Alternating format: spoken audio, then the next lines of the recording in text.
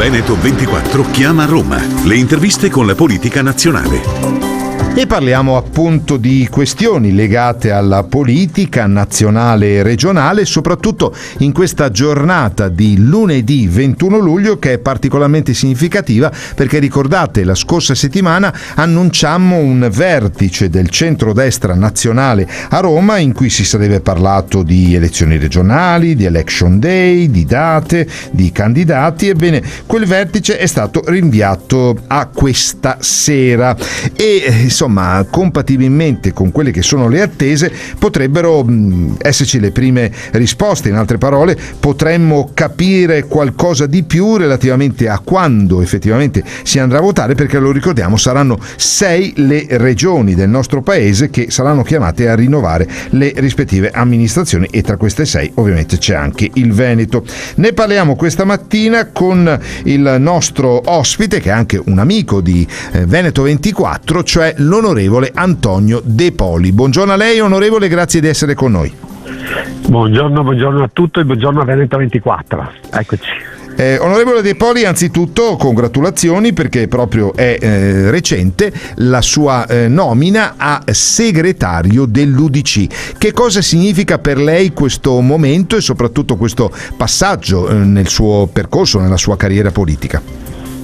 Ma intanto è sicuramente un passaggio importante, difficilissimo, anche perché la mia intenzione è di prenderlo in mano con una nuova stagione, una fase di impegno fondamentale, di riorganizzazione e rilancio, che chiaramente non è una ripartenza da zero assolutamente, ma un nuovo inizio. Vogliamo ridare centralità a un progetto politico che affonda le sue radici nella storia del popolarismo democratico, che ha sempre messo al centro la persona, la famiglia e la comunità, e in modo particolare quella che è la salute, quindi l'aspetto della sanità, dell'aspetto sociale, dell'attenzione verso i nostri anziani, verso i disabili, la non autosufficienza, ma altrettanto verso i nostri figli, verso i giovani, quindi quella che è la fragilità della nostra vita quotidiana, ma senza dimenticare quella che è il motore della nostra società, che è l'impresa, in modo particolare la piccola impresa artigiana, il mondo quindi dell'artigianato, il mondo dell'agricoltura e del commercio. Quindi vorrei dire quello che è da sempre anche il tessuto medio della nostra società, che negli ultimi anni vorrei dire che è scomparso, si è andato verso un contesto di povertà, e dall'altra parte qualcuno è andato verso la ricchezza, ma pochissimi. Uno Stato ha si può dire che ha un contesto civile, che vive bene, eccetera, quando c'è una classe media molto elevata, cioè molto ampia, e invece quando questo non c'è, chiaramente vuol dire che non si sta benissimo. Ecco, quindi un grande lavoro da fare, da riprendere, ma con cuore in mezzo e tra la gente, con risposte serie, ritornare alla politica non solo dell'urla in piazza o dei dilettanti allo sbaraglio, ma anche una politica che deve avere una professionalità, una competenza e serietà. Io credo che questo sia il nuovo DNA che noi vogliamo portare avanti, riprendendo in mano quello che è chiaramente l'UDC e il Partito Nazionale.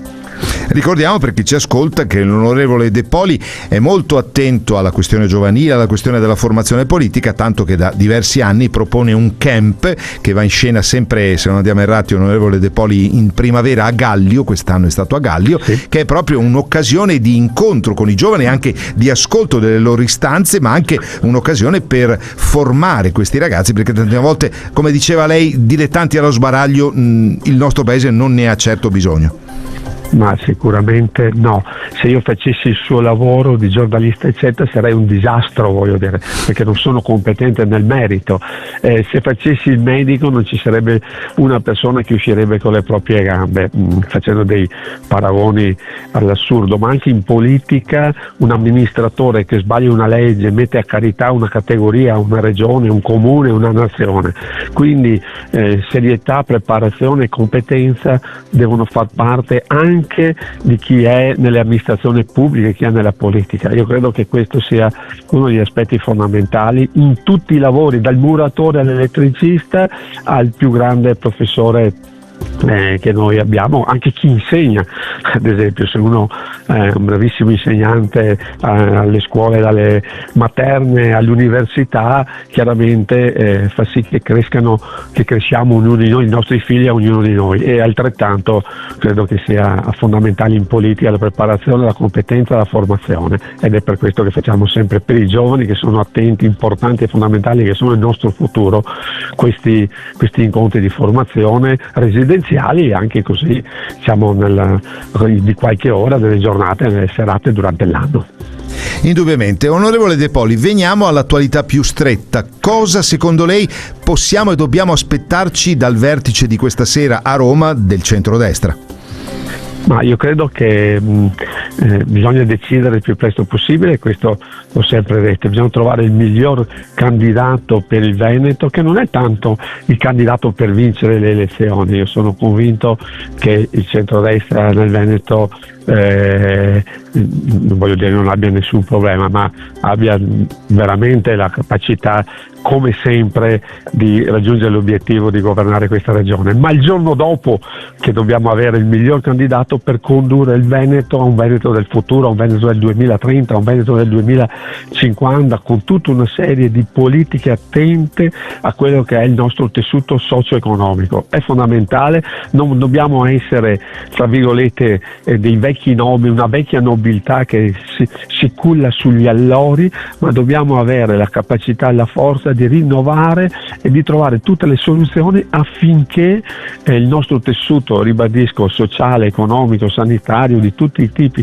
chiamiamolo come vogliamo, abbia la possibilità di guardare il nostro futuro. Il cambiamento è talmente veloce oggi che se si culla sui contesti storici corriamo il rischio di andare fuori chiaramente dai parametri che oggi ci richiede la nostra società, ci richiede il mondo, ci richiede l'Europa, il mondo, ci richiede l'Italia, ci chiede il Veneto chiaramente, e all'interno del Veneto ogni nostra comunità.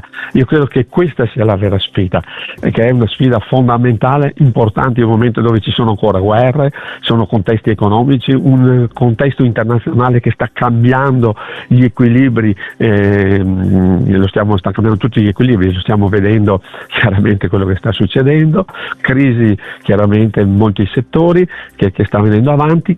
Questo, non voglio parlare dei dazi, ma che fanno parte di questo contesto chiaramente economico internazionale, e io credo che questo, chi va a governare, sia il miglior candidato presidente che sappia il giorno dopo governare per il bene dei nostri cittadini, per far sì che il nostro Veneto, come sempre, come lo è stato nella storia, ma lo deve essere anche nel futuro, deve guardare chiaramente in avanti.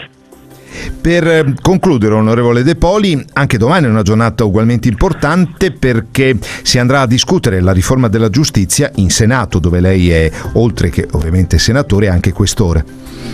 Sì, la riforma della giustizia è una delle grandi riforme che abbiamo di fronte, che da decenni se ne sta parlando, ma io credo che con molta serietà e condivisione rispetto al percorso si debba raggiungere l'obiettivo di far sì che questa riforma deve essere approvata. Questa, come moltissime altre, ricordiamo che il PNRR, all'interno del PNRR, del grande progetto che è stato fatto, ci sono decine di riforme fondamentali per far, come dicevo prima, parlavo del Veneto, ma per lo stesso motivo, per far crescere chiaramente e guardare il futuro la nostra nazione, che non può fermarsi, ma deve innovarsi sia da un punto di vista tecnologico ma anche da un punto di vista normativo, e credo che questo sia uno degli aspetti. Altrettanto fondamentale è la burocrazia. Noi abbiamo decine di migliaia di leggi, credo che la sburocratizzazione sia uno dei più grandi problemi italiani che abbiamo da sempre. E proprio prima di salutarci, onorevole De Poli, come vede il semestre che ci attende per concludere quest'anno? Cioè, il semestre che abbiamo vissuto finora è stato abbastanza complicato, lo sarà altrettanto per il prosieguo e la fine di questo 2025, secondo lei? Ma io credo che il quadro internazionale che abbiamo di fronte è un quadro molto variegato e cambierà il percorso di questo semestre a seconda come andranno alcune alcuni contesti, dalla guerra in Ucraina a quella che chiaramente abbiamo in Medio Oriente, ai contesti dei dazi che si stanno discutendo in maniera seria, la nostra Premier li sta discutendo e credo che sia l'interlocutore primario italiano sicuramente sì, ma anche europeo rispetto a tutto questo. Come andranno queste situazioni cambierà chiaramente il prossimo semestre rispetto ai valori economici, infrastrutturali che abbiamo di fronte. Noi ringraziamo Antonio De Poli, senatore questore e recentemente eletto anche segretario dell'UDC, per il suo, come sempre, preziosissimo contributo e la sua disponibilità. Dunque Veneto Chiama Roma si chiude qui, ringraziando Antonio De Poli e augurandogli una buona giornata e una buona settimana. Buona giornata e buona settimana a tutti voi.